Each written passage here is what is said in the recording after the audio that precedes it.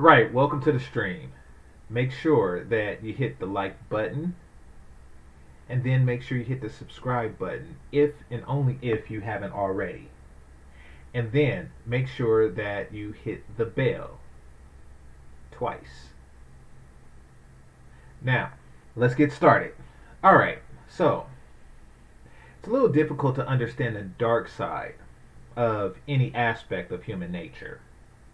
Humans are very complicated beings, and to just sum everything into light and dark is oversimplistic, but you're simplifying.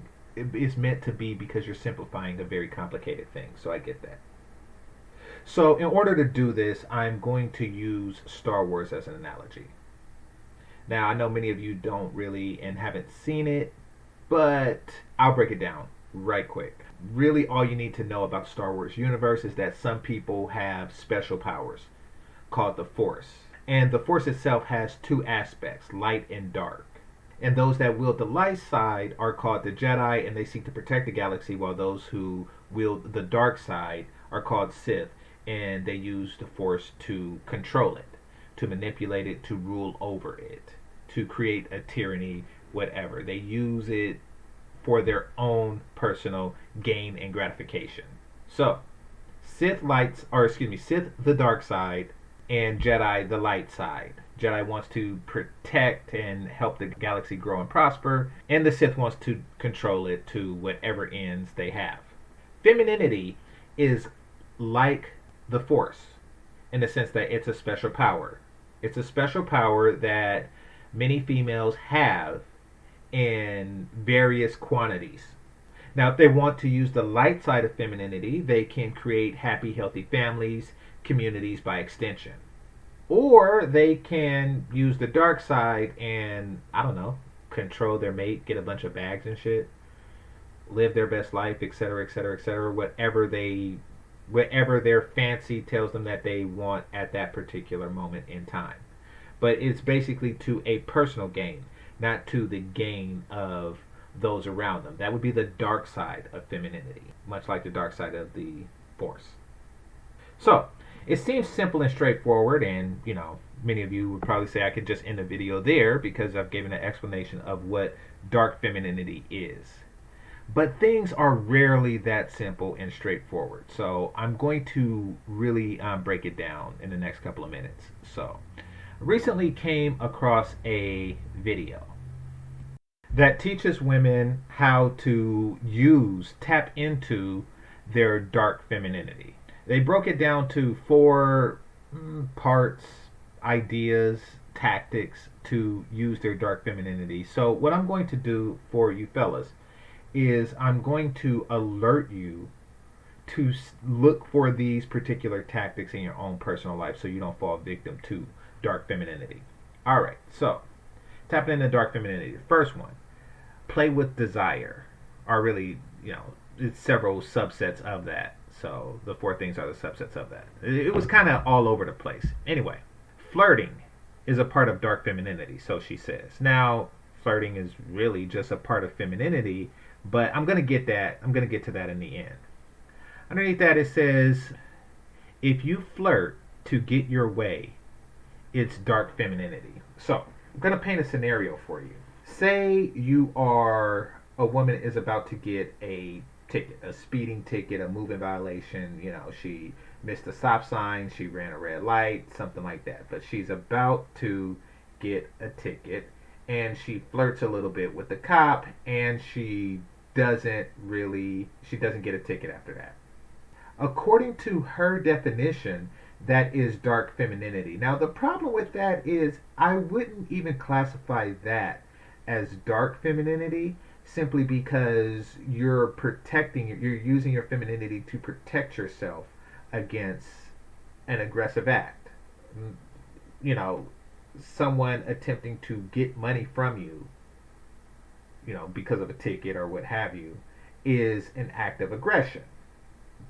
You're using femininity as a form of protection, so just like a man would use masculinity as a form of protection. I wouldn't really classify that as dark femininity because it's not really weaponized against a man in this case.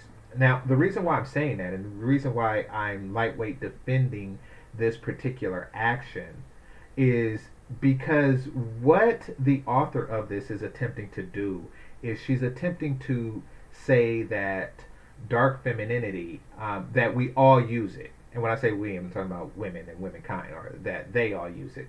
But speaking from the author's point of view. Anyway, she's trying to say that this is something that they have always done and that they always do. So if you have done this level of dark femininity, then all other things are okay. You can go full blown Brittany Renner because you've already stepped into the dark side. Is what she's trying to get you to do. And don't fall for that. That's to the ladies. All right. And underneath that, flirting, playing with pretty privilege is what she said. Listen, you can't deny pretty privilege. You can't turn it up. Well, you can like hide yourself and cover yourself and just make yourself as unpretty as possible. However, the privilege that's innately in you for being pretty is just something that's innately in you.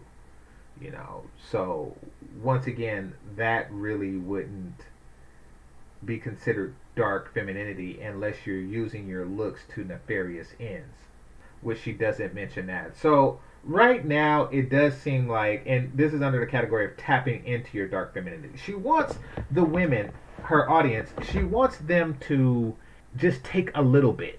Like, I'm going to take a little bit of femininity or dark femininity. That way I can go completely into the dark side. So even though the things that you've already did it, you're one of us. Gooble gobble. One of us. Gooble gobble. That's what she's trying to do. She's trying to say that you are already a part of the sisterhood if you feel this way. If she was, say, a WS, she can say, don't you hate it when those people play their music in the middle of the night, blaring through the neighborhood? And I'm pretty sure everybody does, so they could say, well, see, you're one of us. You might as well be one of us. It's that tactic. Don't fall for it. Okay, so number 2, or underneath that, it says using sex appeal to attract and get what you want. Now, this is very interesting because that's what flirting is, and that's what pretty privilege is. So this one seems a little bit redundant, but I think that she is talking about like her body, or use a woman's body more, to do that. But yeah, like sex appeal is, pretty. It's the appeal. So underneath that, she says, working your outfit, your clothes, etc., etc., etc. Basically, just stuff that women do. She also says, don't be a tease. But let's talk about the outfit thing first. Yeah, feminine women do know how to seduce. And that's basically what the first 2 things fall under. How to seduce a man, and to get him off base. Basically, when a man sees a woman that he's attracted to, naturally he wants to cooperate with the object of his attraction more than he wants to cooperate with a woman that he's not particularly attracted to, or a man. Is what it is. And she's saying use that. Now, I will say that this is pretty basic. This is something that women just do all the time, whether it's dark femininity or light femininity. And let's go back to the Star Wars example. It's kind of like if the Sith were to tell you, oh, use your lightsaber or use your telekinesis. It's like, yeah, we all do that. We don't have to be told to do that. Now, in this one, I don't really understand. Don't be a tease. If I want to fuck you and you don't want to fuck me, you're teasing. I don't know if you're being a tease, but you're teasing. It's not your fault. Like pretty much every woman I want to sleep with that don't want to sleep with me or that I'm not sleeping with is teasing. Because I want something and it's a tease. I mean, everything is a tease. Like, if somebody has a car or a home or something you can't afford, they're teasing you with that. You want it and you can't have it. It's a tease. I don't know what she means when she says don't be a tease, but this chick. Anyway, now, the third thing, damsel in distress. Now, this one was a lot more thought provoking. She says men like to be helpful. You must be feminine first to be a damsel in distress. And men have big egos. Stroke a man's ego, and he's going to give you what you want. I agree, but if you're in distress, then the thing that you want is to no longer be in distress. What she's talking about is create a false sense of distress to allow the man to help you out of a simple situation. And then once he do so, stroke his ego and make him feel more masculine for helping him with that. You know, basically, if there's a pickle jar that she's perfectly capable of opening, then she gives it to you, you open it, and she says, oh wow, you're so strong, and blah blah blah, your ego is stroked. But right there, it seems like that would be like manipulating for the sake of manipulating, because what did you accomplish? You got your pickle jar open, which is something you can do for yourself, but you use dark femininity to accomplish what exactly in that scenario.